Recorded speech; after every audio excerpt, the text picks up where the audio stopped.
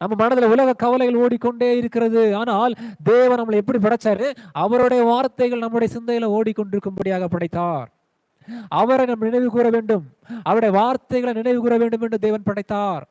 நம்ம எப்போ தேவனுடைய வசனத்தை நம்ம நினைவு கூறாம, தேவனுடைய வசனத்தை தியானிக்காம, தேவனுடைய வசனங்களை தேவனை நினைவு கூறாம இருக்கும்போது என்ன நடக்குது? உலக கவலை என்ன பண்ணுது? ஆளுகை செய்து கொண்டிருக்கிறது. அல்லேலூயா. உலக கவலை என்ன பண்ணுது? நம்மள அந்த சிந்தை உண்டாகி கொண்டே இருக்குது. என்னத்தை உண்போம், என்னத்தை புசிப்போம், என்னத்தை குடிப்போம் என்று சிந்தை ஓடிக்கொண்டிருக்கிறது. ஆண்டவர் என்ன சொல்றாரு? அதெல்லாம் குறித்து நீங்க கவலைப்படுறீங்க?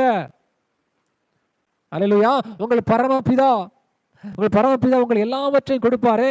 இன்றைக்கு இருந்து நாளைக்கு அடுப்புல போடுற புல்லுக்கு ஆண்டவர் என்ன பண்றாரு? நல்ல விதமா உடுத்து வைக்கிறாரு. காகங்களுக்கு பறவைகளுக்கும் அவர் போஷிக்கிறாரு. ஏன் நீங்க கவலைப்படுறீங்க? ஏன் உங்களுடைய உலக கவலை உங்களுக்குள்ளாக காணப்படுது?